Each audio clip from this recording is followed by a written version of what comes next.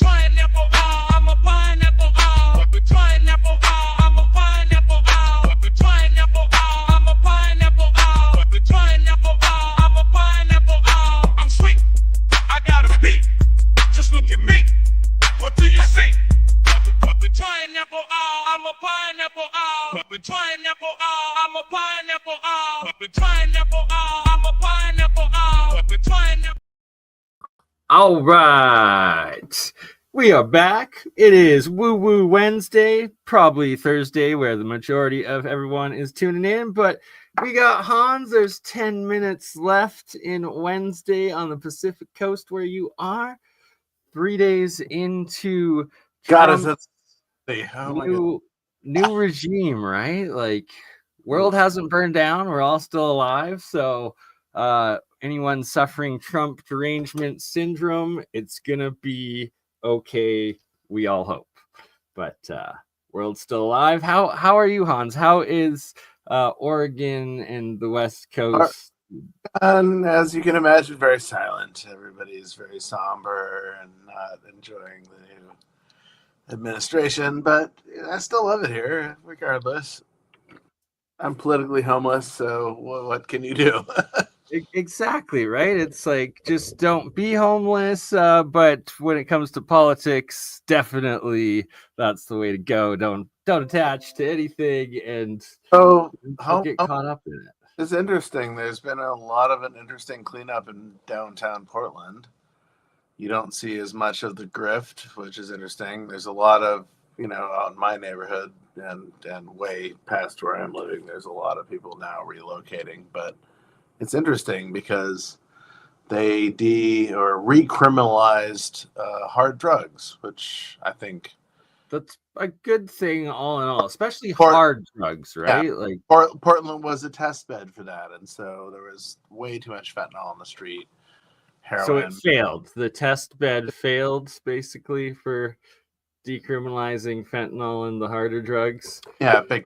So a lot of that grift has kind of left downtown. There's you still see it, but it's not what it used to be. And I bless people that are homeless. I'm sorry that everybody's in this situation right now, because there's a lot of people there that don't really need to be there, and it's hard to see them all of a sudden falling, between the cracks. And yeah, it is what it is.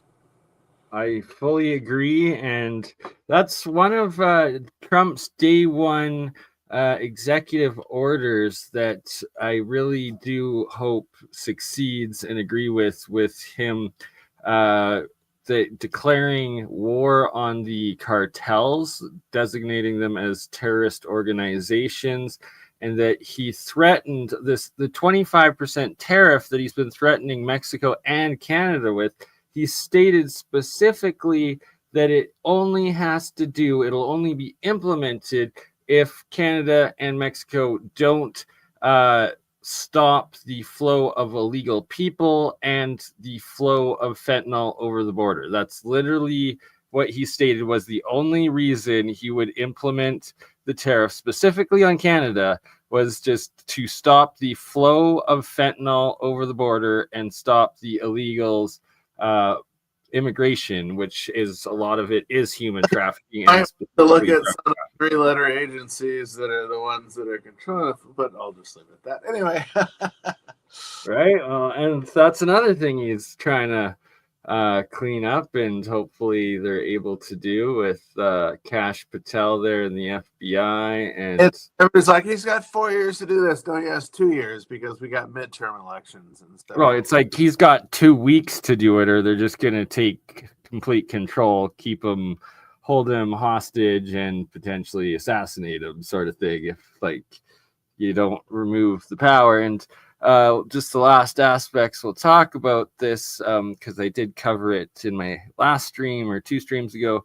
But when he originally went up to take the oath or whatever, and there's this lady there, and she's like, we're witnessing a peaceful transition of power. And it's like the deep state regime to whatever Trump's regime is. Hopefully it does represent the people more than the other elitist regimes that have He been doesn't running. remember that he's at a position where there are going to be people around him that are controlling him. So it's Always any politician, right, and especially president. But it's hopefully he's got less strings attached to have him than a 4-year this. term limit, but the rest of them don't. I really wish we could rearrange this so that everybody in Senate, Congress, whatever has a 4-year limit, just like the presidency. I mean, the massive seat of power only has 4 years. Come on. Everybody else should be under that guideline in the same light. But that's just my opinion. It's a good one, and it makes sense. And there's a reason why there's these limits in terms on time limits of being in power, because otherwise, power corrupts all, and that's no matter what your intentions are going in. Eventually you get jaded, you get owned, you get compromised, you get biased, and that's why there's the term limits in elections and the change of leadership. It should be across the board. That's the only thing I'm saying. Anyway, regardless of that, how are things with you, man? Good. Oh yeah, as good as they can be in end of January in Canada. Oh, bless you, Angel Wings. Love you, sister. Thank you for the $5 support. And we do still desperately need to do an episode together, my friend. And my work, my job doing construction and then snow removal, it's like 2 jobs but for the same boss sort of thing. So it's like going back and forth, because like 1 week it's too cold, and then we get this Chinook rolling in, which is like this warm air system that happens here in Calgary along the foothills of the Rockies. So we're lucky with that, otherwise it'd just be complete freezing nonstop.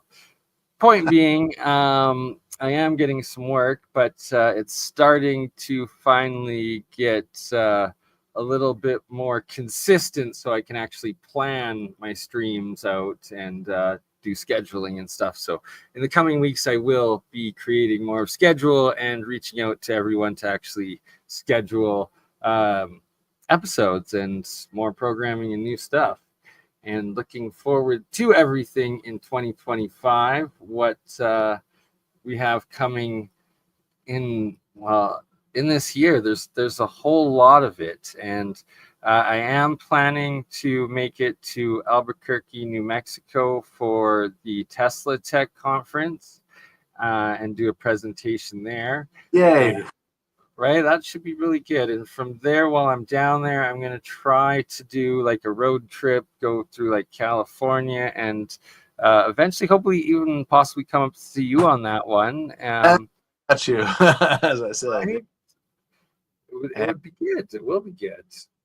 I'm an hour from the most amazing sites. We've got the Gorge, we've got Mount Hood, we've got the high desert around Bend, tons of hot springs.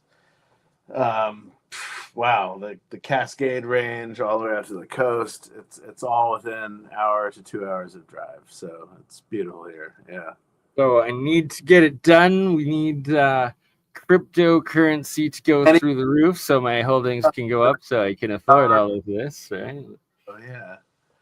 Well, we'll go see Mount Tum Tum. It's an hour north of me. So, yep. Right, and that, for those that don't know or haven't seen the episode we covered in the past, Hans has been there, and we showed pictures that it looks like it's a mountain pyramid, and it's terra. It's a lay of the land, but it's been repurposed, and I think this is very interesting. Well, definitely those out there, if you can, support Angel Wings. She does great work. Awesome. Yeah. Blessings. Doing good work there. Thank you, Angel. But yeah, there's that. So that's gonna be the summer. And in June, the end of June. So I'm putting together, and we're gonna be going back to Writing on Stone UNESCO site. It's the one with all the petroglyphs right by pretty close to the geoglyph site of Medicine Hat Badlands Guardians, also in southern Alberta. We're going to try to do both at that time, but specifically on the summer solstice, to be going back to writing on stone for the purpose of looking into and testing my thesis on the alignments of the all of will essentially prove if it's pareidolia or if it's something so much more, which I believe it is, of all the different faces and carvings, and then also potential astroarchaeology alignments at the site of the Writing on Stone Park. And I'm kind of stalling while I'm trying to look for the pictures to bring up to show what I'm actually talking about. Is that outside of Canmore, anywhere near there? Or? So Canmore's west of where I am, and Writing on Stone Park is south along the border with Montana. And did I finally get the picture? Yes. I biked a lot in Canmore, so that was an interesting spot. But every time we had to cross the border to get our visa renewed, it was going through in Montana. Yeah, right. So here we are. This one is looking down from the top of the Writing on Stone Interpretive Center, or whatever the heck it is. But yeah, this place I've dubbed the Cappadocia of Canada. This is the Milk River. It's on both sides. Hey, what's on the side? Oh my God, it's like a city sitting there. Right, it literally is. And so this one kind of looks like face, lots of blocks, but so there's all the holes, right, in these different interesting.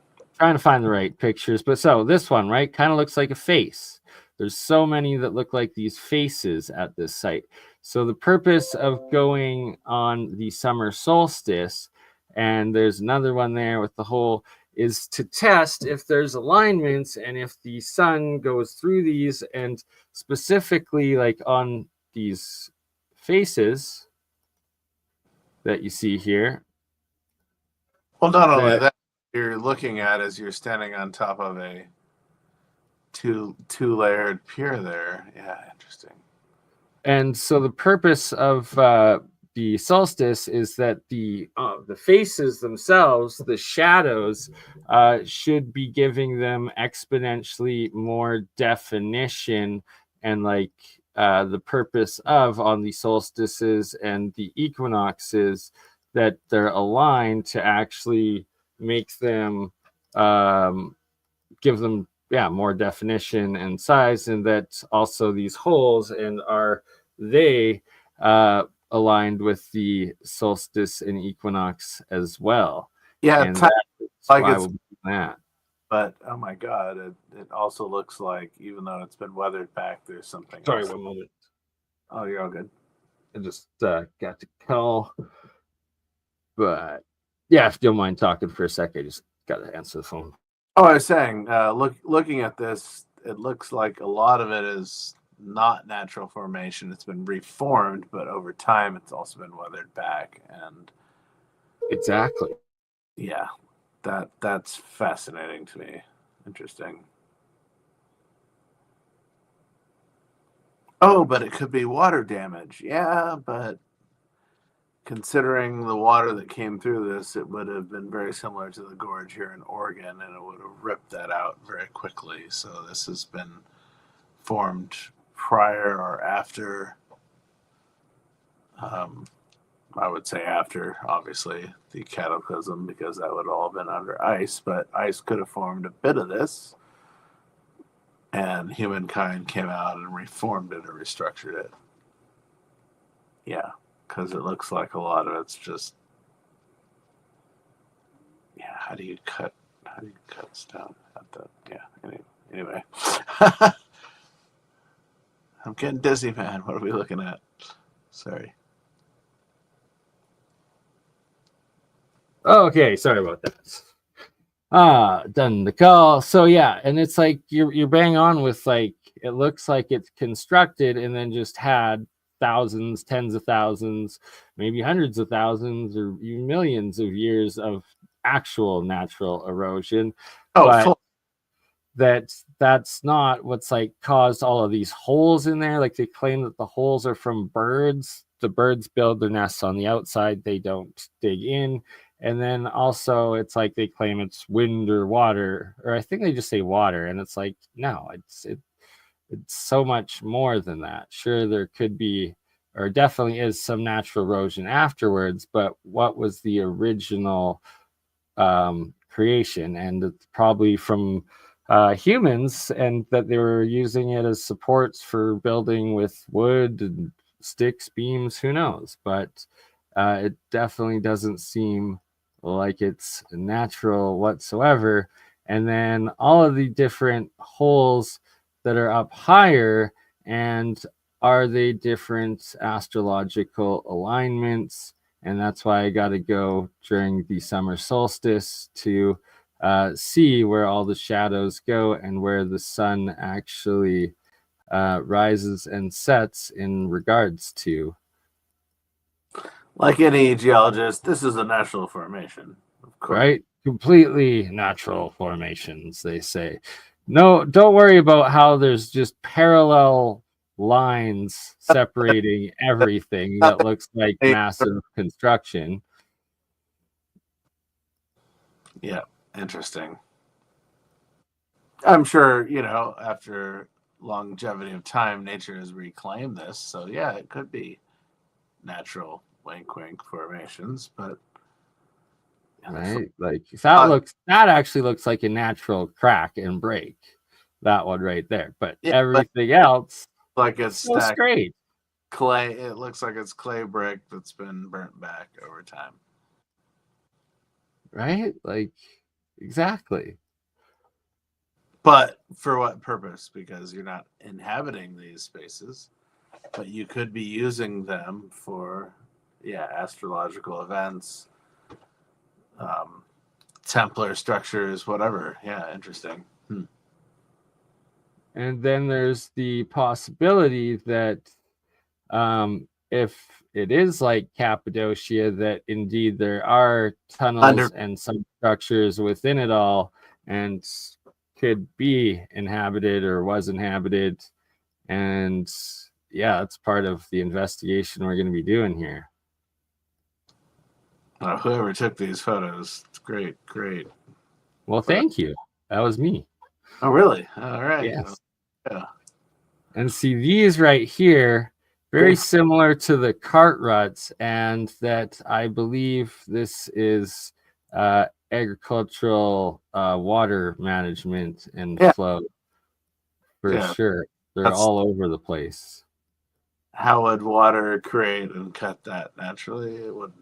Yeah. Right. Like it would have spread out that whole area. And how straight they are. It just very, very suspicious, to say the least.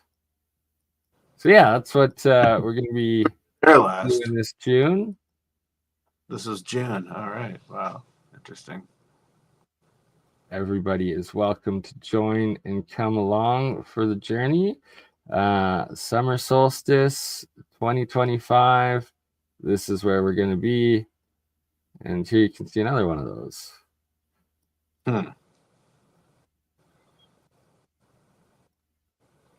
Yeah, purposely corridors. Yeah, interesting.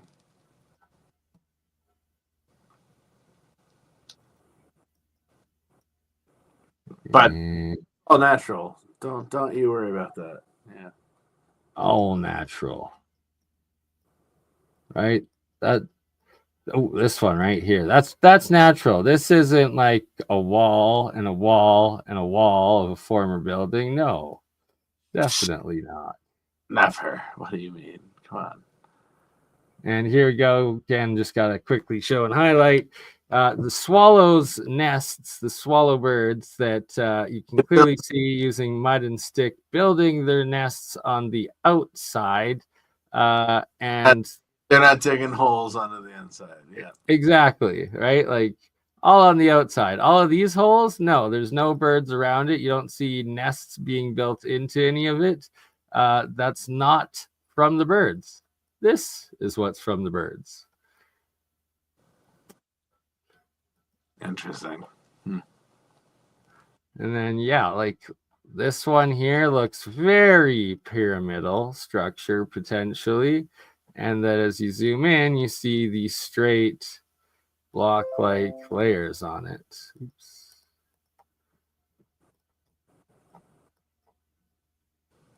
Like just so parallel.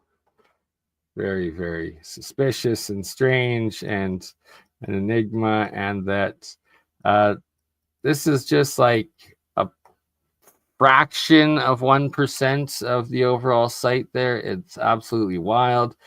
Here we have some petroglyphs. Apparently there's like thousands or tens of thousands of different petroglyphs in this site, and some of them are up to 10,000 years of age, and that is what we'll be spending one of the days of the several days that we'll be here in the June 20th week/weekend of the summer solstice that we'll be looking at and investigating. And from this little video, is that the right one? No. So, but yeah, just like look at that, the block like that looks like megalithic sandstone blocks. It does. Oops. Yeah, like it's wild. We're gonna go investigate it properly. And it's like kind of looks like they covered it or like washed it. Something happened here, but underneath it, you can see that there's actual blocks that was it covered with like a mortar or something, and then the base in it actual blocks or changed through sand and water. I mean, imagine this was underwater for a brief moment of time during the Halcyon Comet. It would have washed this place out like there's nobody's business. Yeah. All right. So I guess that is that one. Wow. What's new with Hans? Not too much. Going to Conscious Life Expo on the 7th of February. I'll be speaking not in the rabbit hole room as I thought, but the room next door to it. But same crowd. So excited about that. Hopefully LA is not under fire at that point. Obviously, a lot of the fires have been subsided, but yeah. But I guess a new fire started today or yesterday or something, and now more people are getting evacuated in LA. Just ridiculous and insane. Praying for them, I guess. Well, obviously, but so when is the Conscious Life Expo? So it's the 7th through the 9th of February. So yeah. Oh God, yeah. So there is a chance, hopefully, that it is not on fire by then. Exactly. So who knows? The people that put it on reached out and they're like, yeah, everything's still going forward. So I'm hopeful it's gonna be a good event, and looking forward to seeing my old friends that I haven't seen in a couple of years, and yeah, that should be exciting. Other than that, I think I'm also speaking in LA in April at the Alien event and Biomed Expo. So those are two things coming up. Very nice. The dates I don't have on top of mind because I'm still unpacking from my house after being stuck in an Airbnb for 2 months. Funny how long it takes to just, pull everything out of storage and go, oh God, I got to re-establish all this. I've still got. They say it literally takes 2 years. 2 years. So you're doing good. You're doing good, Hans. I am. Things are good. You're ahead of the game. Things are well. Well, not really. always looking for new contracts and new probabilities. That's kind of key. Last year was kind of a interesting shit show of projects, but loved them all. This year I'm hoping for better, greater, bigger, better, and best. So yeah. As are we all. May 2025 be exponentially better than 2024. Yes. So, what shall we dive into? What would you like to talk about, good sir? Did you want to give like a brief rundown maybe of what you're going to be covering at your couple presentations you're going to be doing?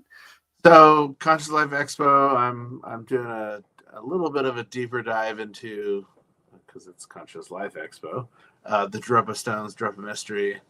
It's interesting that David Serrata will be there, who was kind of very nice.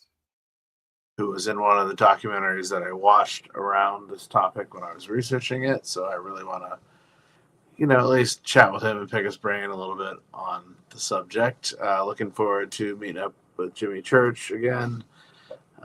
Love that guy. Super cool. Anyway, and other people, because I know a lot of people in LA, so I'm hoping they'll show up for CLE. Alien events can be a little different, so same scenario. Alien event, Biomed Expo. Usually David likes to do 4 or 5 events, but at least this time he's doing 2, which is great because then he can focus a little more on just promoting the 2 versus promoting 3 or 4. And yeah, I'll be talking about the Ancient Mysteries of Kemet there. Another book that I've put out, basically dealing with Egypt before the Greeks and the Romans and the Arabs took over it. So, pre-Egypt. Because most of what we learn about Egypt is all about, literally, Egyptology is the Greek history forward. And so, well, what happened before that? Because the Greeks came in and they siphoned everything off and they created their own history around ancient Egypt, and this became biblical history, and none of it is correct in my opinion. Just doing my own research into this and dealing with people that also are knowledgeable on this subject. So Stephen Mailer, Patricia, and Yusuf Iwan, great influences, and I keep coming back to this subject, and so yeah, I'm going to be speaking about that in April. Very nice. Well, do you want to just give us a little, maybe the 5 points or 3 to 5 points of the biggest points you think of the difference between what the Romans wrote as Egyptian history or the Greeks compared to what you believe to actually have been ancient Egyptian history? Sure. So there's 2 elements that are overlooked. One is the sun, and the other are the houses. So the sun is interesting because to the Greeks there was only one sun. It was Ra, and that's all they heard. That's all they figured from what the ancient Cometians taught them. But in actuality, there were 5 phases of the sun. So the first phase of the sun is called Sahra or Kepher. And so Sahra or Sarah, this is where the name Sarah comes from, is the birth of the sun. And so this was the first phase of the sun, also represented by Kepher. So Kepher was the dung beetle, or as we know it, the scarab. And so the scarab would push a ball of dung onto a mound of the sand when the sun rises so that the heat would allow it to ferment, and then the larvae would grow and they would be able to eat the dung. Anyway, so this is the first phase of the sun, the birth of the sun, Sahra. So the second phase of the sun was Ra, and this is what the Cometians or the Egyptians and even the Greeks thought was the only phase of the sun, Ra. Well, Ra is the adolescent sun. It's the teenager that's always rebellious. Fuck you, mom and dad, whatever. This is Ra, and so it's the angry sun. The Ra, the rage of Ra, the angry sun. So the next phase, the third phase, is called Un. And so this is the afternoon. This is where we get noon from. It's known as the light sun or the enlightened sun. But this goes further because the next phase of the sun is Aten. And this is the golden hour, when skaters go out and surfers go out and they want to hit the best waves. Sometimes that's right at the cusp of, evening to night. And you have that last phase of the sun and you're out surfing and you're feeling your bliss, or you're out on the skate park or on your mountain bike or, running on a trail, whatever. That's the golden hour. So this is Aten. This is known as the enlightened sun. So we have Un, the high sun, and then the enlightened sun. And then we have Amun, and Amun is the darkness. And so when the sun falls over the western horizon, it goes into darkness. And so you have the 5 phases of the sun, which is interesting because when you die, you west. You follow Amun into the darkness of the western plains or the western desert. And so this was known as westing. And so instead of dying, you west, and you will be reborn again and repeat this process. The other aspects of ancient Kemet were the 5 houses. Yes, there's many more than 5 houses, but there were 5 sacred houses. And so a house is it's a box with a broken bottom, and inside of it or outside of it is the hieroglyph of what the box represents. So the box is the house, and it's called Per. So the Per is the house. And so whatever's underneath it becomes Per whatever. So the first Per is Per-wer. So Per-wer is the house, the broken box, with a man with a cane. And this represents the wiser, Per-wer, Per-wizard. And this was known as either the library or the university. This is a place of knowledge, Per-wer. Okay. So then we have Per-ka. So Ka is your body. It's usually represented by the upper torso with the hands upright. And so this is your secondary physical body. If you've ever astral projected or you've had an outer body experience, you're floating up on the ceiling, you're looking at your body on the couch, but you're very physically conscious in this body on the ceiling. Well, your body on the couch is your Ka. So it's your physical double, your representation. So Per-ka is the tomb. This is the house of the dead. This is where your physical body lays. We're told in history that Per-ka is the pyramid, but that's not true. Per-neter is the pyramid, and so it's the house of nature or the energy of nature, because neters were not gods. We're told that they are through Egyptology, but they were actually aspects of nature, all of them. Similar to the Hindu gods, similar to the Mesoamerican gods. They were all aspects of nature. They weren't actually physical deities. It was like, oh, thunderstorm, this is this. Thor, whatever. So, same with Norse gods and religion. Anyway, so Per-neter is the house of nature. This is a pyramid. It's a house of nature. And the Greeks knew this because they called it pyramidos, the fire in the middle. How is this a tomb if there's a fire in the middle? It's an energy source. So you have Per-ka, which is the tomb. Then you have Per-ba. So ba is your body, your head on top of a bird's body. And if you've ever seen the movie Spirited Away, the main character confronts the woman that runs the house that she's trying to deal with all the spirits, and she becomes a ba at night. She turns into a bird and flies off, and then in the morning comes back and becomes her physical form again. So this is a ba. It's a bird body with your head on it. This is considered your spirit, hence Spirited Away. And so a house of spirit is a temple. This is where you go to worship, in a sense. But the most fascinating of all of them is Per-ah. So Per-ah is the high house. and it's the house of the woman. It's the house of the priestess, and usually you'd see the priestess of Isis, Hatshepsut, or Hathor. But Isis was Aset, so it's the house of Aset. Isis is a Greek name. The Greeks put is at the end of everything that they learned, and so everything that we've learned of Egypt is, Osiris. No, it was Osir. Horus. No, it was Horsu. All these names are very different in a sense. And so Isis was Aset.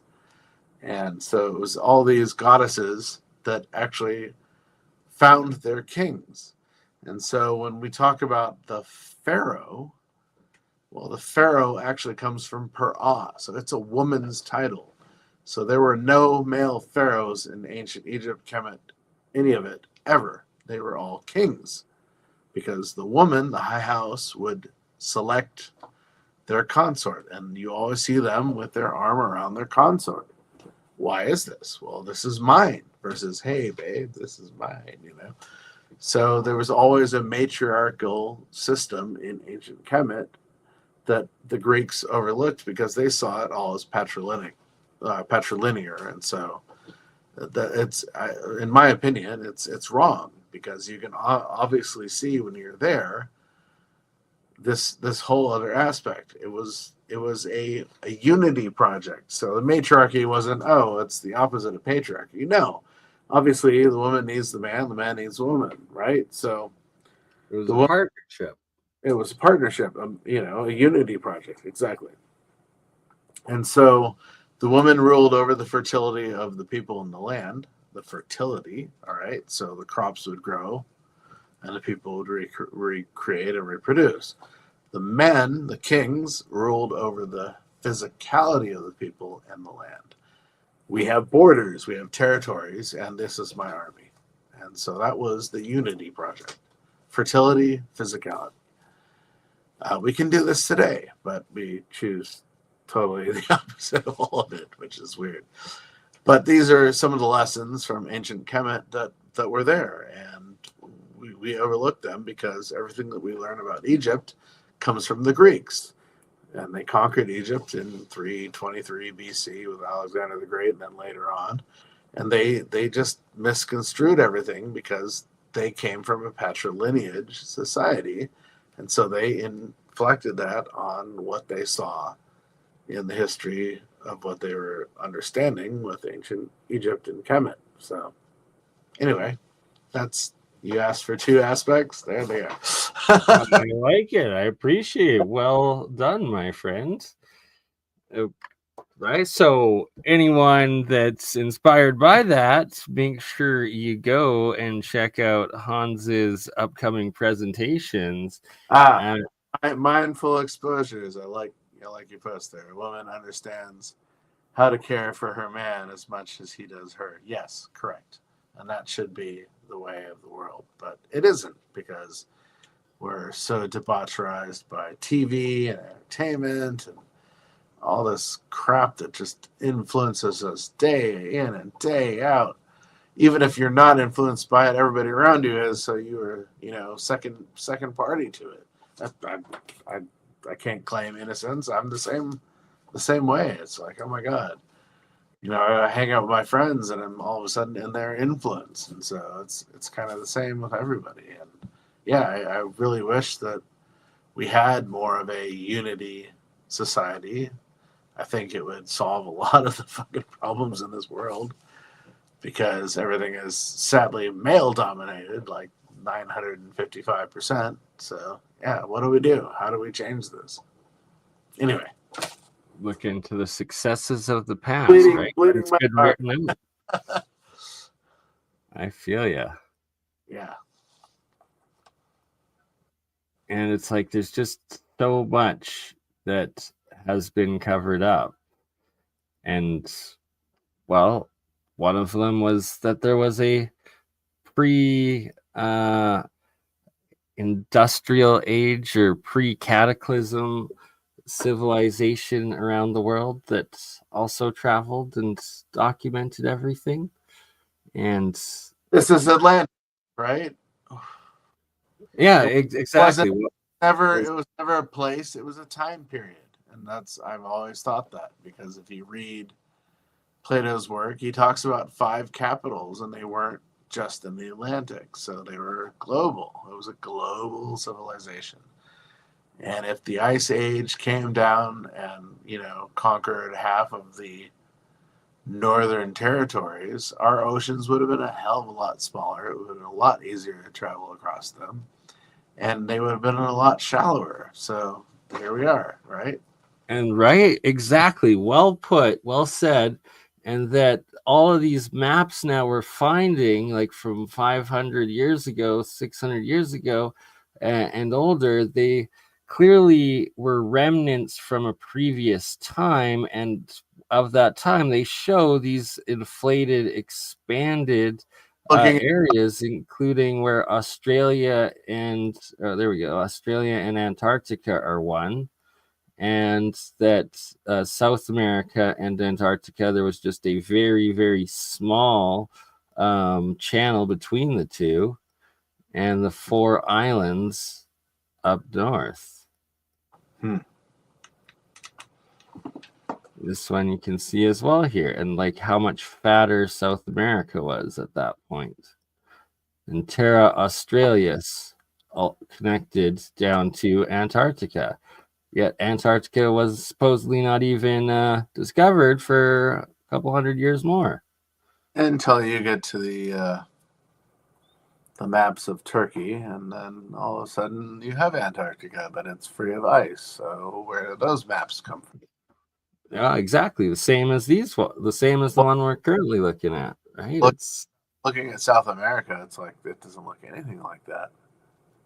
And on every one of them, South America comes down to almost touch Antarctica here, and it's Terra Avis Australis / Antarctica. It's quite fascinating what they all appear to show. Terra de Fuego as well. Regionalis. Interesting.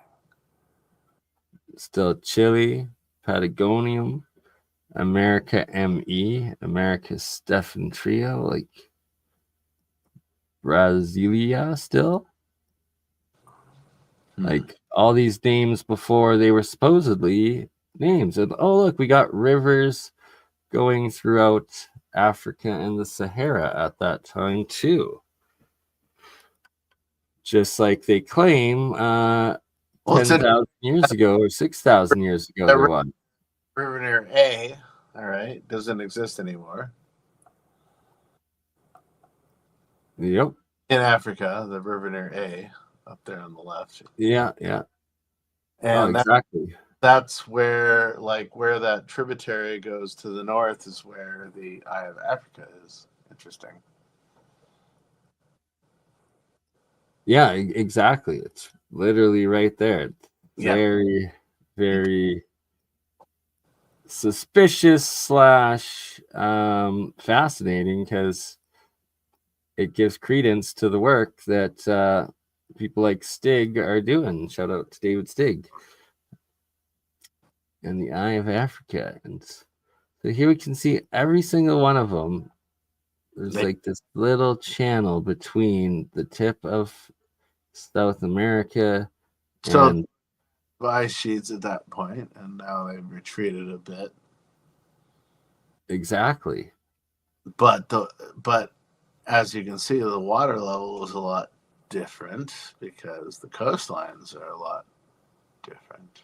Yeah, interesting. But this is all cartographic. It's not done by satellite, so at that point, it's based on people sailing around the coastlines. How do we actually know what they actually look like? But some of these extrusions are very pronounced, and so the question is, were they like that then? So yeah. Right, and like, what was this island? That was not Australia. Yeah, that's Australia. Oh, maybe that one is. My bad. But it's in the wrong place. Absolutely, it is. But you got to remember that we didn't have satellite technology to actually see any of those land masses, and so this is all cartographic. Like, what are these little cities written all along the coast of what was the ice sheet of Antarctica, south of South America? And like, look, the rivers are all charted and stuff. Crazy. Yeah, what are the cities, and are they part of Chile, or are they extensions into Antarctica? So, yeah. I think in our lifetime, we're going to see some amazing things come out of Antarctica. I'll just leave it at that. I do too. I've got faith in it. Still in an ice age, which means the ice will shift from north to south and south to north. And we're seeing this happen currently. So we're still in an ice age. We still have polar caps, which means we're still in an ice age. And sadly, our climate models never track the sun. Constantly, I get this, anytime anybody posts about anything that's climate oriented, I get this pop up on my phone that says, oh, climate change is this, and it's mostly driven. And I'm like, no. We have 200 plus volcanoes on the earth right now.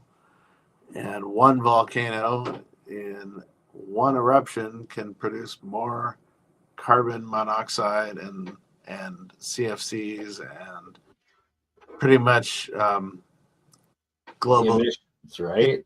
Global emissions than 50 years. So we've got 200 of these blowing up. A lot of them are into the ocean, which is great, but what is it doing to our water? Obviously, our oceans are heating up as a result of it, but we don't consider any of this. Oh, humans are all the problem of global warming. And it's like, we really don't occupy that much space on this planet, people. Yeah, we're polluting the fuck out of our cities. Let's not be dishonest about that. But come on, our sun is doing the majority of this, and omitted from all climate science, well, not all, but majority of climate science is mind-boggling to me. What is our sun doing? Absolutely. What is it doing? If I can see the Aurora Borealis here in Portland, that means something is going on. It's a little more active. It's in a different cycle than what it's been doing for recorded history, right? Like, that's our sun doing things that we don't normally observe, which means our magnetosphere is depleting. And if I can see the Aurora Borealis from here, come on. There's an obvious solar system going on there. But I'll just leave it at that. That's my opinion. We are of the same opinion on that. That it has to do with the sun and anything regarding to global. We are our own environments. There's no question about that. Oh, exactly. Pollution has to stop. Destroying the environment needs to stop. Everything known as effing plastic, man. It's kind of disgusting. Everything. All of our clothes. Oh, I'm so against the environment, but I'm wearing all these amazing, warm clothes that are made from recycled Coke bottles or whatever. Like, oh, you guys are killing me. It's like everything that we own is petrochemical. Everything that we do is petrochemical. Even your electric cars are powered by petrochemical. Come on. We've got to quit thinking that, there's an outsource of this. And honestly, I hate to say it, out of all of the systems that we have for alternative energy, wind, solar, all this, petrochemical is the least pollutant of all of them. And I'm not a huge... Yeah. It is the least pollutant of all of them. Considering what it takes to make a wind tower and the destructive damage it does to the nature, oof. Considering what it takes to make your Tesla car and the destruction nature to the, all this, you've got to be kidding me. California wants to go by 2030. Oh, there's that magic number again. They want to be completely all electric vehicle. We don't have the resources to refleet an entire city. Yes, oh God, there's Teslas all over the world. There's electrical vehicles all over the world. But what is the percentage of them? It's not 0.002%, you know? Right, like it's just so minuscule, and that So, if it were to go to 5%, it would crash the electrical grid the way it is. It's what are you going to do in New York? Drop, cables out of your 15th story apartment building to power your car? Come on now. This is the stupidest thing I've ever heard of in my life. It's like, there's no way we can make California and the rest of the nation completely electric by 2030. We don't have the physical resources to do it. We don't have the physical energy to do it. It's such an impossibility, and we would destroy the world doing it. Considering how many football fields or soccer fields it takes to just wash out one battery for an electric car. If you realize the destructive nature of what goes into a battery, even my cell phone right here, okay? Yep. 10,000 people put this together. Right, the rare earth metals that are required in minerals elements. It's How many insane. people in different countries made it possible for this device to happen in my hand? Come on, people. It's like we're wishing on dreams that will never happen. And I'm not trying to be a nihilist here. I believe we can figure a way. There are alternative energy projects out there that can solve all of Like this. hydrogen. All of this. But we're not looking into that because we're still greedy and we want to make fucking money. And no, I'm not a socialist, but I want to figure a way, in a sense, that we can, like Gene Rod very sadly was a socialist, but a science fiction future like Star Trek where we don't need to rely on money, and we've solved money, and we've solved crime, and we've solved a lot of the health issues, and we can actually become who we are. We're meant to be, right? The There star. is stability. There is a stability right now. We have the technology right now, but it's not being released. So what do we do? K-Garden I agree. what to do. It's like it's a difficult time. We're sitting on the precipice of so much amazing technology. We But need full disclosure in 2025. Years old, a lot of it. And so, wait, what? 100 years? How much time have those in the dark projects had to reverse engineer a lot of this and make it better? I mean, God, we've had 100 years. Are you serious? Right, like 3 generations worth of people minimum of a breakaway civilization and technology potentially off-world is what we're actually looking at. Yes, thank you. Mind-blowing. You put the words in my mouth. I didn't want to go to the breakaway, but obviously that's part of it. It's like, oh well, rules for thee and not for me, right? We're all plebes according to the WF. Oh, you're useless eaters. Well, who are you to decide that we're useless eaters? I got a brain. Most of the people in this audience have a brain. We can do things that they can't. They need us. It's like they're stupid to think that. I agree. It's wild. They're the ones that are most likely probably not human, and they're definitely the ones that are not acting like it. Yes, agreed. Fully agreed. Yeah. So what to do? Anyway, that's my speech for the night. What's yours? Just kidding.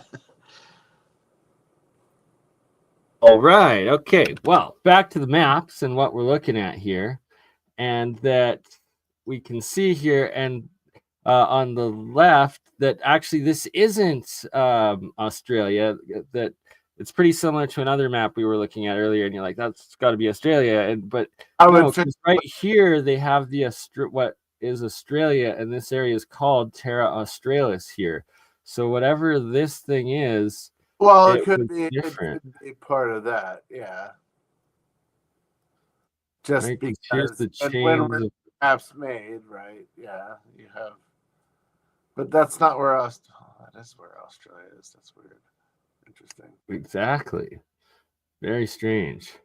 And then here we have all of these like names and ports and cities on this coast of the ice that was Once. yeah, right? Like, and it's on all of these different maps from that time period. I got to get higher resolution so we can zoom in and actually read what it's saying and claiming there.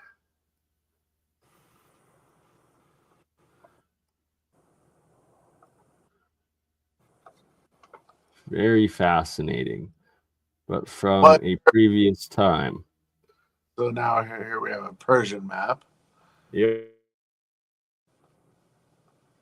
Exactly. In Arabic or Persian too. The exact same, showing the exact same stuff.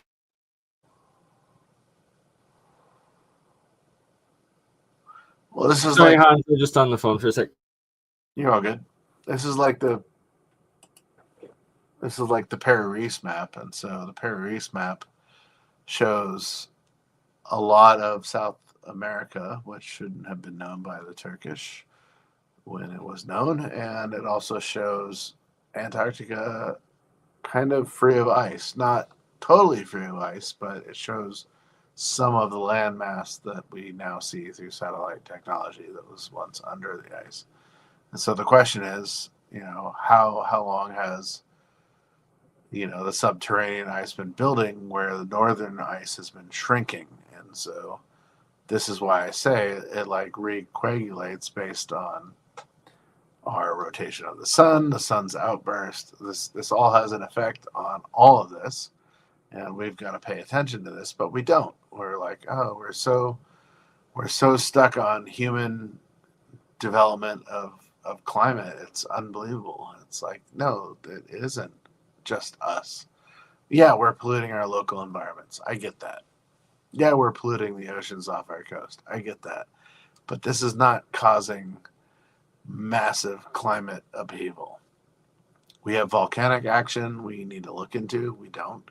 And we have solar action, which obviously affects the volcanic action. And so, what is that all about? Yeah. There was a great website out of Japan years ago that would track solar activity with climate and volcanic activity on the Earth, and it was shut down. And it was one of the most amazing websites ever back in the day because you could see direct results of what the sun was doing to the Earth. And why would they shut this down? Because they have a narrative and they want to stick to it, and that's where they're at with it. And my opinion is let's look at the sun because it's our as I always say, you take a block of ice and a match, and how long does the match melt the ice? Well, if the match is melting the ice, it's not going to take very long, or not. It's going to take a long time for that match to melt the ice. But if you have something more powerful, like the sun or a beam of light, that piece of ice is going to melt real quick. So we are the match. We're not doing that much. We occupy less than 7% of the landmass of the entire world, which is 1 or 2/5 of the world. The rest is ocean and under ocean. So we occupy less than 7% of 2/5 of the world. Let's think about that. When you fly up over Canada, when you're going from Portland to Amsterdam, for instance, you fly over territory that has never been mapped by humans. Yes, it's been mapped from above by planes, but most people have never, ever, ever walked that territory. There's so much of that that's just desolate. It's the same with Russia. There's so much of Siberia and all those areas that have never, ever been walked by a human. And they're just flown over and, oh, we mapped all this territory. No, you haven't. You have never been there. You've just flown over it. And so this is most of the world, half of Africa, the same thing. I mean, where do people live? They conglomerate in cities and city-states. They don't actually occupy any of the land in between unless it's farmland, which, occupies a lot of the United States and southern Russia and a lot of Ukraine. This is why all these areas right now are in hot contest, because they're the bread baskets of the world, and so we've got to think about why wars are happening and all these things are happening, because they're going after resources. But if you actually look at the unoccupied areas of the world, it's unbelievable. There's a saying: you could put the entirety of the world on 1 acre properties in Texas.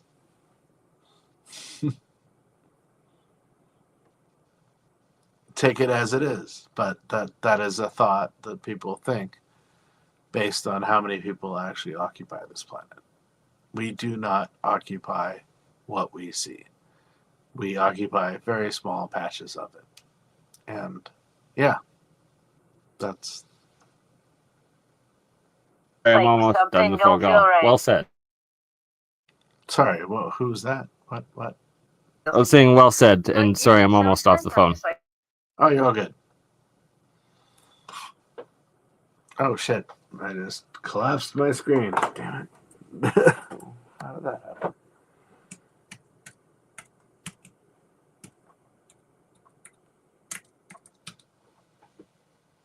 I'm back. Anyway.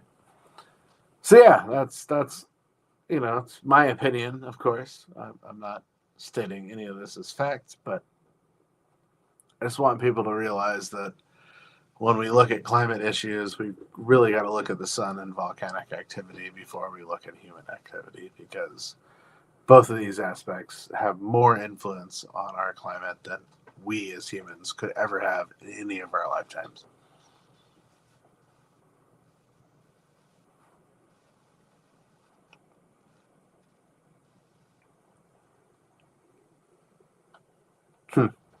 These old maps are amazing.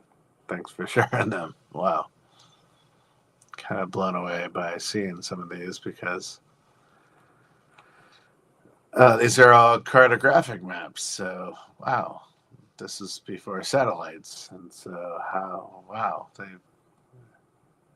that's a lot of human activity mapping these areas to such an extent that they're very accurate. This is amazing.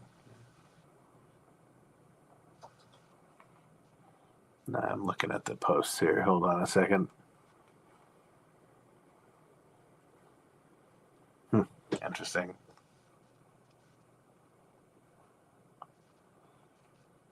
So yeah, this is Persian maps. We've got old Russian maps, and they show areas like Tartaria, which is kind of a fascinating topic.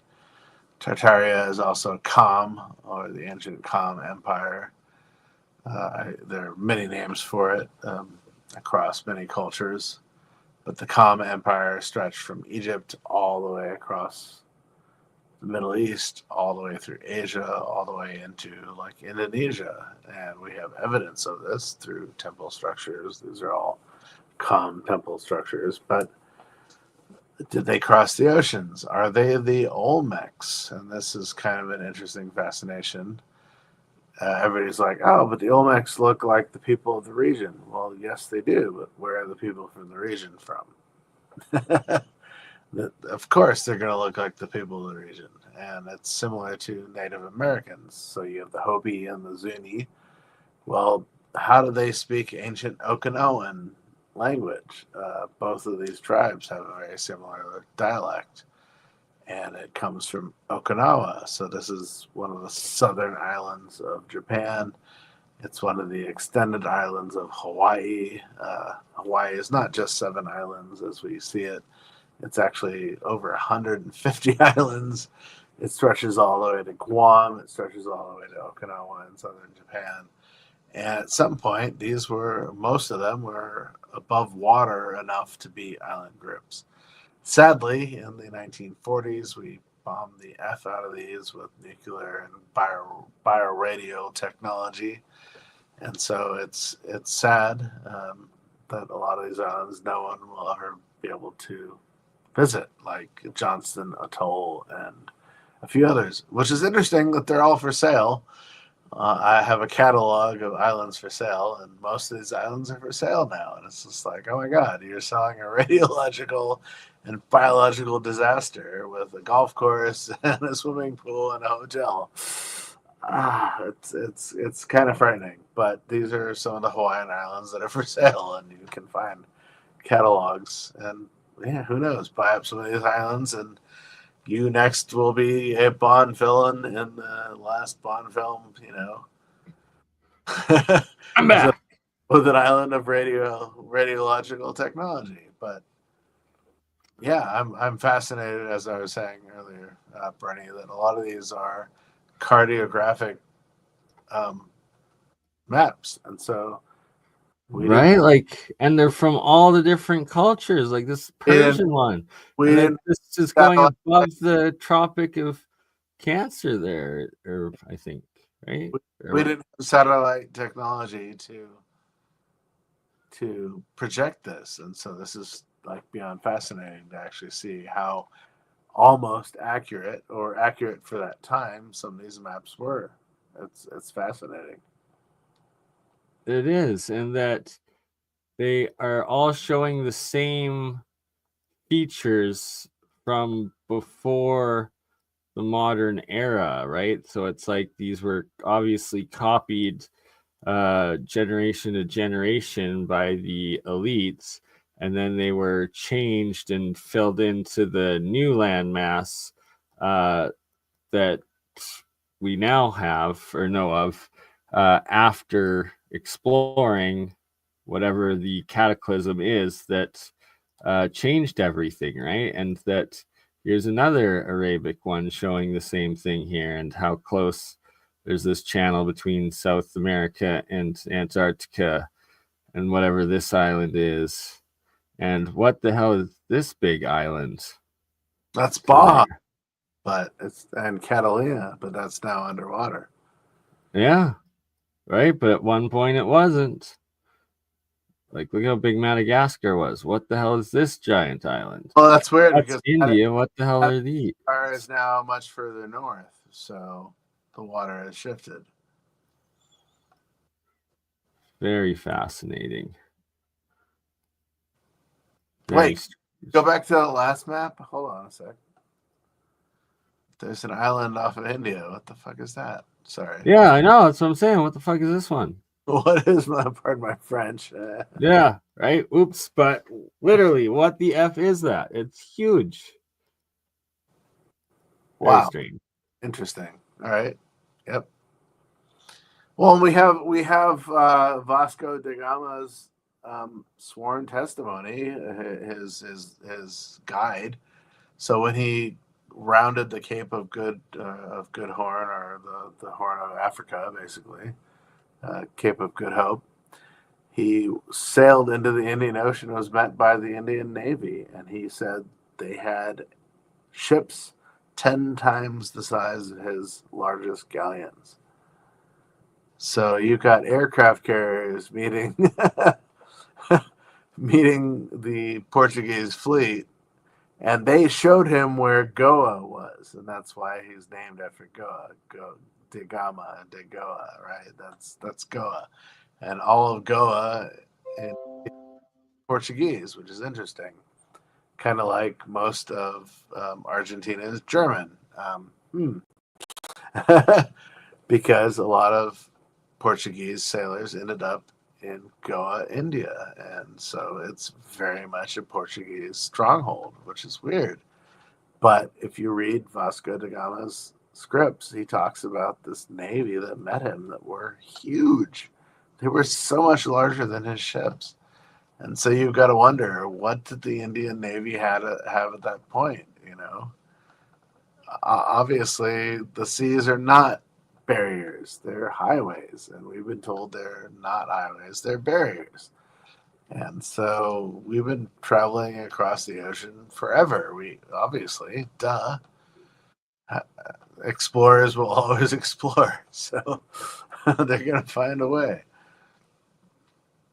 Right. And that there was world trade and world like exchange and exchanging of society, right, and culture, and that we've been lied to on a very massive scale. That's why I honestly say Atlantis was not a place, it was a time period. And we were a global culture at that time period. And something happened, and everybody had to move. And a lot of them went to Egypt, and a lot of them went into Europe because a cataclysm happened and it destroyed a lot of North America and the Middle East. And so, where did people end up, right? After that. It just these maps are so Oh, fascinating. because now they have satellite technology looking over Brazil, and they're seeing cities upon cities upon cities within the Amazon that nobody ever knew were there, and they're so overgrown by terra preta and natural or unnatural growth, because a lot of the Amazon was grown. It was as we see it today. All of it's terra preta underneath it, and so this was an agricultural project. Maybe it was to replenish the oxygen of the earth. Who knows? The Amazon is our lungs, in a sense. And whenever we see them burning every year, it's like, well, the rest of us are suffering hardcore because all those trees are going up in smoke, and those are our lungs. They're creating the oxygen for us to breathe. So what was South America? What was Brazil? What was the Amazon? Possibly it was, a terraformed area. What was Northern Africa before the cataclysm? It was also jungle. It was a terraformed area. And so we really got to consider this, that we've done this before and we're now doing it again. We're trying to terraform different places in the world because of our own toxic pollutions. So this is fascinating. Again, obviously we are polluting our earth. I'm not going to say that we aren't. We are. But no carbon tax is going to save of course, the world, gonna let pay alone change the temperature. $1 to California, and none of it goes to any climate aversion. That's ridiculous. Carbon credits, all this shit is bullshit. Hi, we just need to realize our sun, our volcanic action are the most polluters in this world, and then we are polluting our local environments. That's it.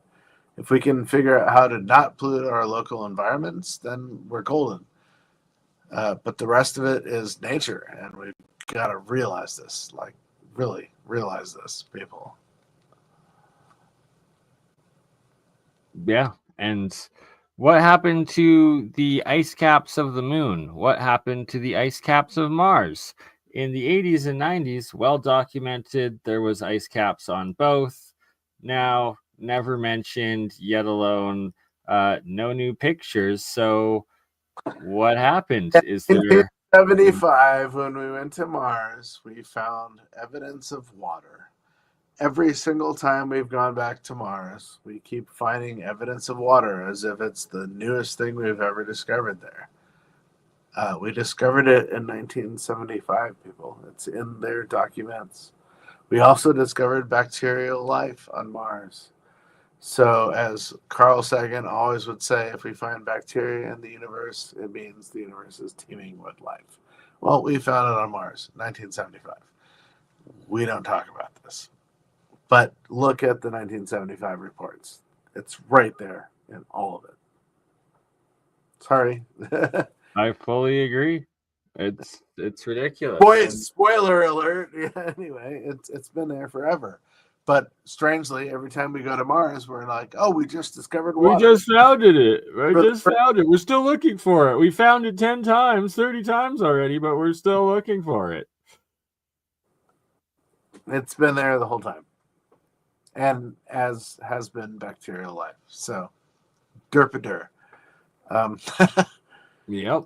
Sorry, spoiler alert, folks. But yeah, this has been found 10 times over. What else is alive there? That's the real question. Correct. Now that we know that that's all there, what else is there? Because if we have water on the planet and we have bacterial life in the atmosphere and we have excretions of bacterial life and we have strangely resonance of nuclear technology on Mars, what happened there?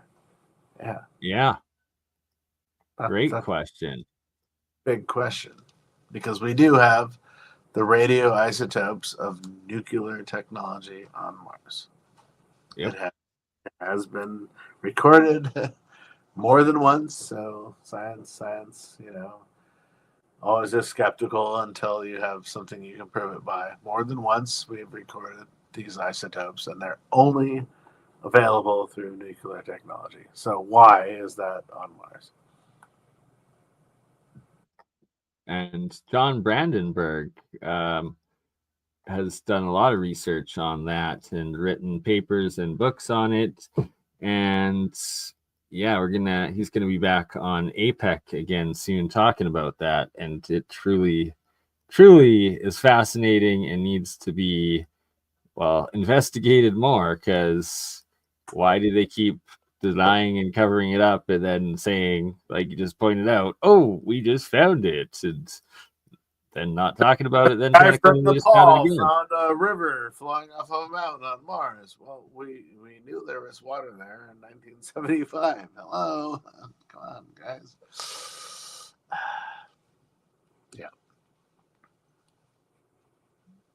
What is the outcome of that? Well, obviously, it's leading up to maybe we can survive there. Elon Musk. It's a one-way ticket. Obviously, he knows that for anybody that goes there, including himself. Because once you're there, you're going to adapt. And you can never come home, and that's. And you're going to be kind of stuck as well on how do you get back. Right, and so this is kind of that movie Pandora or something like this, where they inject everybody in hypersleep to adapt to the new world that they are supposed to land on. They crash land, nobody knows, and hundreds of years go by, and the crew that's been adjusted to this new scenario adapts, and they become mutants, and they're eating everybody that comes out of their cryostasis when they come out of their cryostasis. It's like, well, we kind of need to do that going anywhere that we go. I mean, humans have never been outside of the Schumann resonance of Earth. Oh, we've been to the moon. Yeah, well, if we've been to the moon, that's great. But it's still within the electromagnetosphere of Earth, which means it's still in the Schumann resonance. Human beings, to what we know, have never left that. How could we? We can't recreate that harmonic resonance that keeps us alive to what we know. Obviously, again, my opinion. But how are we able to do that? We've never left it. Even, our low Earth orbit ISS, questionable what goes on there, but we'll keep that in our own. Videos come out, and it's just like, how? There's so many questions here. How are you not destroying the equipment while you're floating around in a monkey suit? But anyway, I posted that recently. But you got to start to realize that, we have never left, that we know of, our human race, our magnetosphere, because we can't.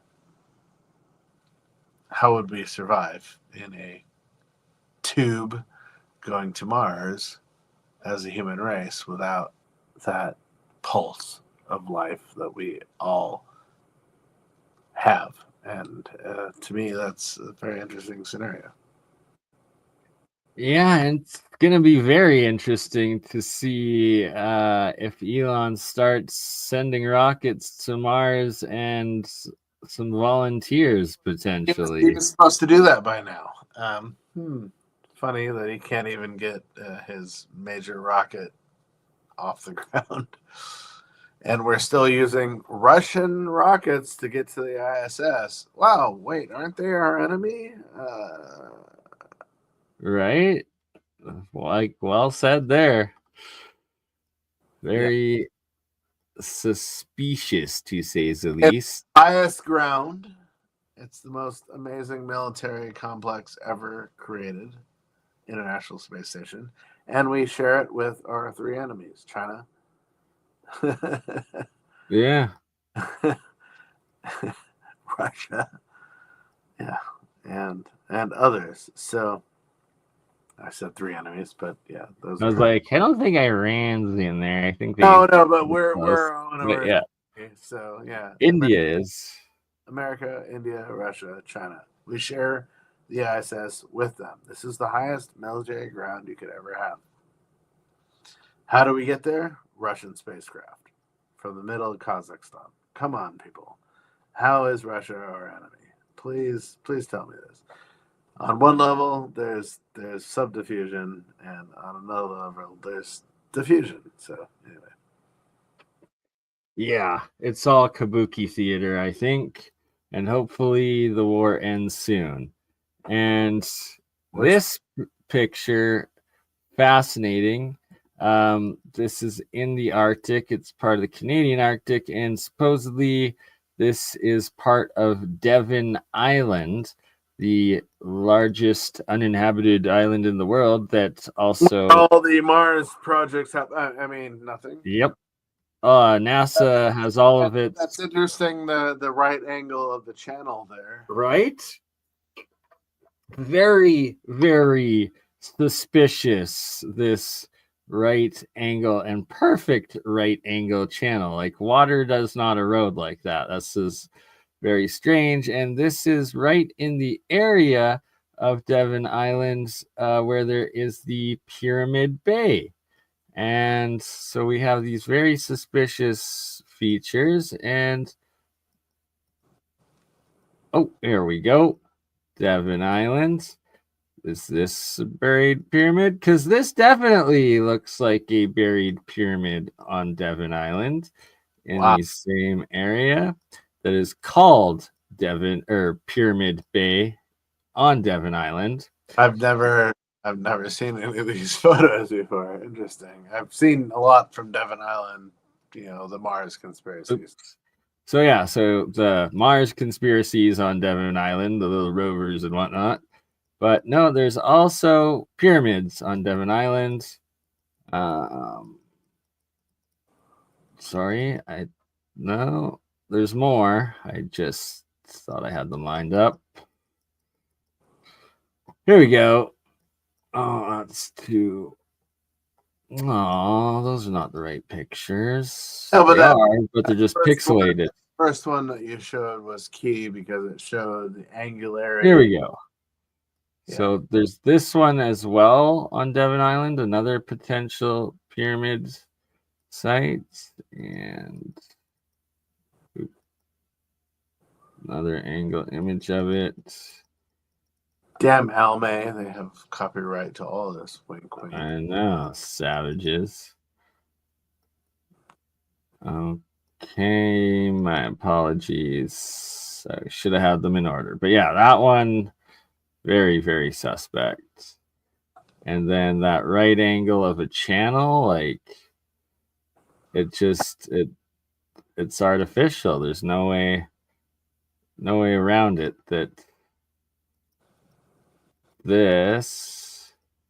Those are all had to be constructive. Had to be constructive. Even that wall, like that wall right there. No, go back. Go back. Oh, no, go back. No, one forward yet. One forward. No, forward. That. No, go back. 3. 1, 2, 3. Bingo. This one. Yes. Yes. So look at the wall. Yeah. Come on. Gotcha. Yeah. Come on. What's that? You got a right angle. You don't have. Yeah, no doubt. Like that's carved out. Like this was a channel that was made. That's a canal. That's a wall. So Devon Island is where they do all the Mars 1 experiments, where they isolate people for a year in a Mars-like environment. Everybody has to go out in suits, and they're like living on Mars. And so, interesting that it's red rock. Yeah. Wow. I've never actually seen photos of Devon Island like this. Thank you for showing this. You are welcome. And yeah, it's suspicious to say the least. And like, that's a freaking pyramid. Could be. Wink, wink. It's called Pyramid Island or Pyramid Bay on Devon Island, and that where those pyramids are. And yeah, they're sending these little rovers around there. Why? What are they actually exploring? Curiosity was tested there, so that's the question. This is on another island. I believe closer where Devon Island's the Atlantic side. I believe these are on the Pacific side. Just, it's wild how many potential mountain pyramids there truly are out there. Well, that's why you got to come to Oregon and check out Mountain Tum Tum, man. I think you'd find Absolutely, we do. I do. because it looks like a lot of these structures. Yeah, like three back. That's actually the one that you just had. Yeah, these are like Mount Tum Tum. Yeah, interesting. Indeed. I believe this one's in Russia too. Oh, those are near Vladivostok, and they bombed one of them, thinking there was No, that's a different one. I know which two you're talking about there, but they are different than one on both port, and they bombed one of them, thinking there was artifacts underneath it. Yep. They probably was, and they just didn't tell anyone about it. Oh, Oregon coast. I mean, maybe not. Yeah, that looks a lot like Haystack Rock, kind of. That was the pyramid in Pyramid Lake, Nevada, I believe. That one. What's that? In Tahoe? Yeah, maybe. Oh, it's not Tahoe. That's it's literally called Pyramid Lake. It's in Nevada. northern Nevada. Yeah, that's near. Yep. Yep. Interesting.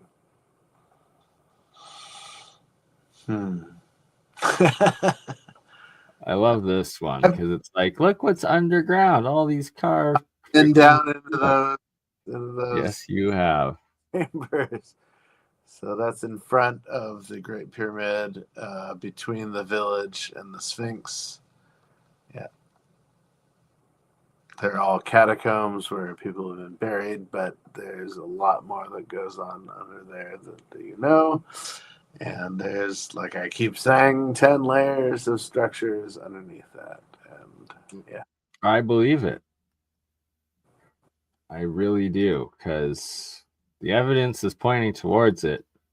So, which is older, the underground structures or the pyramids, right? That's the question. Well, obviously below, because you got to build on top of it. It's got to be built to be able to build on top of it. Yep, bingo. So, yeah.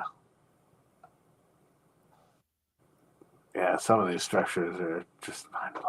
I would love to go to Cambodia and see this. Are you kidding me? Oof. You and me both. And we shall in 2026. I have a friend in Cambodia, so we've always got a place to stay. We just got to find a way to get there. That's all right. That's all. I've got people everywhere, man. Join the Hans and BurnEye World Trip 2020. You want to go? 2026. No, we'll see. We just got to get there. That's the only. Everything else I can arrange. The rest we just got to get there. So absolutely, got money to travel. Let's go. Let's do a Let's do a tour. I'm serious. I don't know. Right? I don't know how your situation is, but a lot of the tours pay themselves because we get, we're the speakers and we get people to come on them, and there's profit for everybody involved at some level. That's how it works. Sorry to break that mold for all you, but yeah, tours are amazing. We need to do more of these and go places that we can't. And I fully agree. And we're going to start this year. And we're going to do, first off, the tour of Writing on Stone. hey, And then gonna go and hopefully explore the Grand Canyon. And sorry, while I just have this picture up, I remembered it's the Faroe Islands that these two mountain pyramid sites are on. that's in Vladivostok, right? No. No, they're I believe close to the Azores, or maybe closer to Alaska. Go back like 4 or 5. So you had Polina, the underwater. No, go back one. The Cuban one. Yeah, so this is underwater off the coast of Cuba. It's about 2,000 feet deep. This is Polina Zelinsky's work. This is brilliant because she had side scanners stuff going on there. And this is what she recorded. And she's like, there's a whole fucking city structure 2,000 feet deep off the coast of the west coast of Cuba. There's also a temple of Isis on the west coast of Cuba. And this is near, there's a place in Texas with the same name, not San Jose, but something like this. This is near this area of Cuba as well. And so this is known as the hot zone. Got to give massive credit to Dark Journalist. Please, if any of you guys are out there, listen to Dark Journalist. He talks a lot about the hot zone, and this is a huge element of it. We sent astronauts into space in the 50s, Gemini project, that were looking for specific sites, around the world. And this is one of the ones that they also found during that. And so, yeah, Project Gemini, Mercury, prior to Apollo, obviously, but yeah, low Earth orbit observation technology. Well, now we have spy planes to do this, but back then we had astronauts that did it. So this is a legit photo, people. It is. It's wild. Under the sea, off of Cuba. Yeah. West coast of Cuba, 2,000 feet deep. So did it sink, or was it above water at some point? And we had isostasy, which is when tectonic plates shift. This is why you have a place like Lake Titicaca at 13,000 feet in Bolivia that has saltwater sharks and seahorses that are now freshwater sharks and seahorses. This is why in the Himalayas you have pink dolphins in the rivers. Well, dolphins are seawater creatures, but no, they exist in the Himalayas and the rivers. I know, I live there. So the question is, how quickly were these land masses built or shifted into place? Yeah. Well said. Because, how else does something like this get so far underwater? below? Yeah, just wild.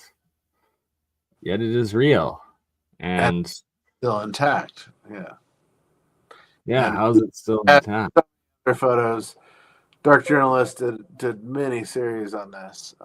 He's talked with Selena Zelinsky many times. I hope that he can get more photos. Oh, you got to get pictures of this for us, Sheila, please. Yeah, I'm hoping that he has the ability to do that. He's tried, because she has up close of the pyramids, hieroglyphics on them. It's like, are you kidding me? Come on. This is an ancient culture that was stemmed the world. So, definitely need to get that investigated. That's crazy. You literally will completely rewrite all history. Yes, but she had a show on National Geographic. They canned her because they didn't want the controversy coming out. And she's, what do you do? I know, right? It's It's criminal, really. It's criminal. Thank you for the super chat, John, and the shirt. Well, gotta order one, but I guess I gotta fix my Where's my online shirt? store to be able to do that first. But it's coming. It's coming. Where's my shirt, bro? I'm kidding. Yeah, I gotta send you a shirt. I gotta send so many shirts. I gotta. Spring cleaning will come, and then the shirts. Some be sent. orm is coming my way. Anyway. Yes, that I should gotta get to you sooner. That we gotta figure out this week, I think. Finally. All right. Guess we got 20 minutes left. What else would you like to discuss, my friends? God, we've gone over a lot of it: politics, pyramids, and yeah, piss tapes. Let's talk about controversies in Hollywood. Anyway, just kidding. Oh God. I don't even want to go Did he there. do it? No Diddy tapes. No, we're not going there. Because I don't even know. I haven't researched any of that. I know there's a lot of shit out there, but I don't even want to talk about it. Right. Please do dig out those pictures, Sheila, because it would be amazing to see. About 8 miles off the coast of Florida. That would, right? Like, you found it. Oh, I just saw. Gotta show it. I have some pics. I have to dig them out. Please do. Yeah, seriously. Would love to see that. And right here, so I think this one's Guatemala, but it's just like they're everywhere. And 20 years ago, that was covered by jungle. yes, like humans removed the jungle off of this. Like, just look at that structure. Oh my God, are you kidding me? And how much bigger is it that hasn't been uncovered? Yeah, wow. Because that stretches quite a distance, and that's what I saw when I was in Tulum and Nakmal. Nakmal is amazing because you're going through the jungle, and all of a sudden you come across other Templar structures that are there, and then a road that disappears into the jungle, and then you come across this amazing temple structure very similar to this. They won't let you go up it anymore, but oh my God, it was mind-blowing to actually see that when I was there in Mexico. I've never seen that. And this is in the middle of nowhere. You're like, Nakmal is no. how? Yeah, how? What? Well, obviously, the jungle has eaten this over. And so, what were these structures? How connected were they? Central America really is mind-boggling because of this, because there's so many structures. They all have cenotes near them, so these underground water structures that are beautiful. And yeah, like I say, every site is by or on top of water. And there's a guy online, I can't think of his name, Dr. Dave or whatever. He's trying to dispute everything. Oh, I hate that guy. There's never been any water structures under Egypt. And I'm just like, are you an idiot, dude? Go down in the Osiris shaft and you will find the water table that's under Giza. I'm sorry, it's right there. It's very obvious that water flowed through and was under all these, and no longer is because it's all become arid. But in the past, these were very fluid structure. There's a well shaft at the bottom of the pyramid. Well, it's cemented over now. Well, but it used to be a water structure that came all the way up 3/4 of the way into the pyramid because there was that much water back in the past coming to these sites. There's ancient tunnels that stretch 50 kilometers out into the desert, the western desert. Why? To bring water. Hello.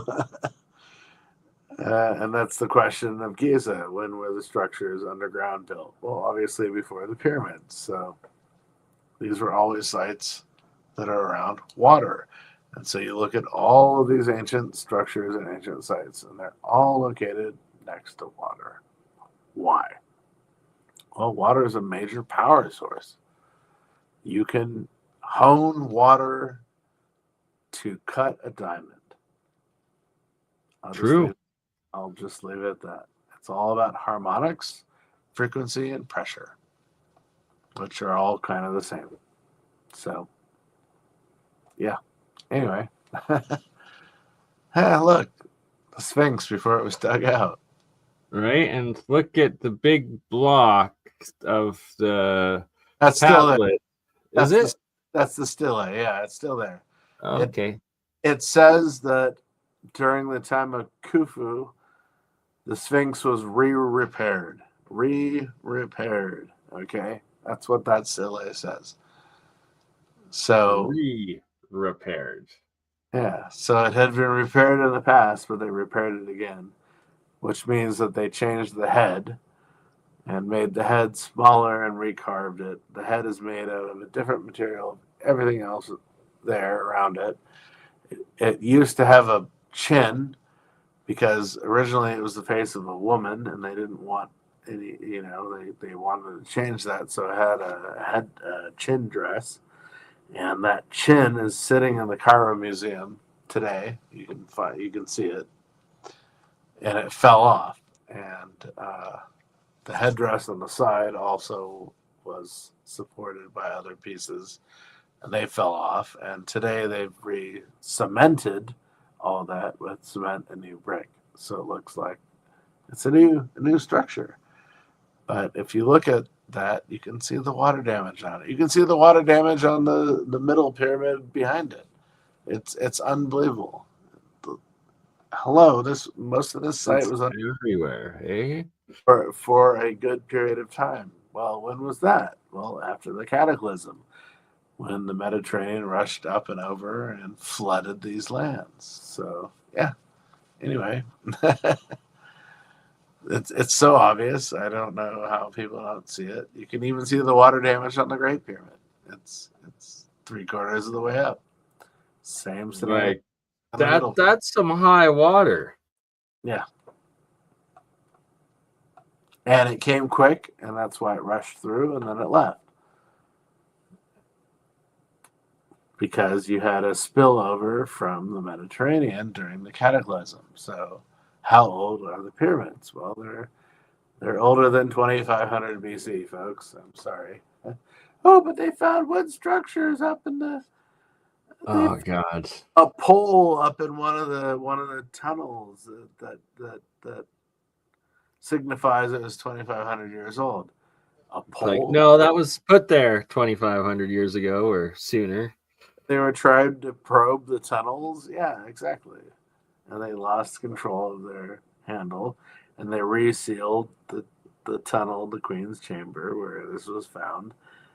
Yeah, it's just like, come on, people. It's like the graffiti on the Serapeum box. It's like the Serapeum box is perfect, and then the graffiti is like so chicken scratch on the side of it. But they give the date of the box to the chicken scratch on the side of it. I just graffitied this place downtown. Nobody knows about it, but when they come back in 100 years, they're going to go, oh my God, this town was ruled by my graffiti piece. Are you fucking right? Are you kidding me? Come on. I mean, that's the stupidest thing I've ever heard. But this is how we judge history. So, yeah. Yep. I mean, you can see the water damage and the sand damage on the Sphinx in this photo. You can see it. There's no way around it. That's limestone. That's not sand. Yeah, that's a good point. Not sand erosion. That's water erosion. You can totally see it. Yeah, limestone a little harder to erode than sandstone. Layered degeneration. That's water moving down, not sand moving across. Sorry. I'm not a geologist. Common sense. Well said. But I've followed many geologists on this, and I would have to agree with them. So, my opinion, again, whatever. Take it as it is. I like it. I've been there twice. I've seen it myself, so I can make this opinion. It's a good opinion, and I got to get there. We all got to get there, and we got to get you back there. We got to do a trip. Probably not 2025. Maybe by the end of 2025. But definitely by 2026. We'll figure it out. Come on, man. Do your human design. Find out what you are. You're a manifesting generator. You'll make it happen. I'm a projector. 234. I agree. And yes, I am. A Yes, projector. we all are. And we are projecting. No, I going- absorb and I project back. That's my mission. But a lot of people are generators and manifesting generators. So, here you go. Put in your date. Yeah, what's my human design? Don't do it here online live. No, not going to give out all my specifics right now, but I will do it once we're done. No, I would love to see what you are. You're either a projector or you're a generator or a manifesting generator. I see you manifesting things. I'm not in the same boat. My ex was a manifesting generator, and she has manifested some crazy, amazing things in her life, and that's why I was like, oh my god. And so when I did it, I'm a projector, and so I'm one who absorbs what I observe, and then I project it back, and so I'm a great presenter. And so doing my gene keys, same thing. I need an audience, and so yeah, here you are. We all are. This is what we talked about earlier with my my Raju Baba when I went to go see him. So, 4 hours into our conversation, he's like, "Oh, if I need tea, my girlfriend makes the tea. If I need food, she makes the food. If I need entertainment, they brought me this radio. But if I want company, here you are." Here you are. And here we are, all of us. And so I appreciate all of you. This is so amazing that we have this ability in this time and era to actually present ourselves on these mediums. This is mind-blowing. And here we are. You are my company. I'm your company. You're on my couch. I'm on your couch. And that's how it works. We are all on the one big comfy woo-woo Wednesday couch. And thank you all for hanging out with us. We will be back again next Wednesday. I'm sure if not next Wednesday, the following. We do it at least twice a month. And We're trying. We're getting it back up. Hans, do you maybe want to show off a couple of your books and then just remind everyone? Hold on. Let me grab them. We got Hans's books. Hans is a wonderful author for all the research that he has done. He collects his thoughts, he puts it together and publishes it. Dropa Legends and Lore is an introductory to the Dropa story and my research into it. My second book is Magic of Symbols. It's all about symbology throughout the course of history and up to corporate logos of today. A little bit of an introductory as well. And my third book is called Lost Mysteries of Kemet, the land before the Greeks. And so this is literally a lot of what I learned through my Commission friends, basically Abdel Hakim Ayawan and his family and Stephen Mailer, about Commission history, and then my own interpretations of some of the stuff that I've learned. So this is my third book. You can find it all on lulu.com or megalithicmysteries.com or megamist.com, which goes to the same site. And you can basically buy them there. They're not super expensive. It's like $25, something like that. And yeah, it's good information. Like I said, it's an introductory to the subjects. Obviously, look through it, buy them, look through it, and start your own research. And I encourage people to get off their couch and go out into the field. I'm impressed that we're living in an era where we can be armchair researchers, but that only goes so far. Go to these sites. If you can make it to Egypt, if you can make it to Peru, make it to Mexico, you can make it to Canada, anywhere that we have ancient sites and civilizations, please do, because you'd be amazed at what you can make. I went to Egypt and Peru on a shoestring budget, and I was able to make it happen. So we can all do this. And we are. And we're going to do it all again. And it's going to be awesome. And if you can make it to LA to see Hans at the Conscious Life Expo, you definitely should. February 7th, always speaking, not in the rabbit hole room as I thought, but the room next door to it. It's still a good room. Regardless, they kind of changed me up on that. I was a little disappointed, but whatever. If you can make it to LA, please come see me. Conscious Life Expo is amazing. There's like 4,000 people that usually show up there a year. It's crazy. There's a lot of amazing vendors selling some amazing stuff, from esoteric research items to crystals to even like isometric pads and everything. It's amazing. It's an amazing event. There's a lot of celebrities that show up as well. And I appreciate anybody that can come out and come check it out. LA is not going to be under fire at that point. We've already had the showrunner for it come out and say, hey, it's all going forward. So please come out and support, and I'll see you there. Awesome. But we will see you before then, and appreciate you, Hans. Appreciate everyone, and thank you all. Thanks, everybody in the chat. You've got some great questions here. So, yeah. All right. Ta-ta. You crazy mother. Yeah. It's just BurnEye. You crazy mother. Yeah. It's just BurnEye. Hey, Bernie, just like last week,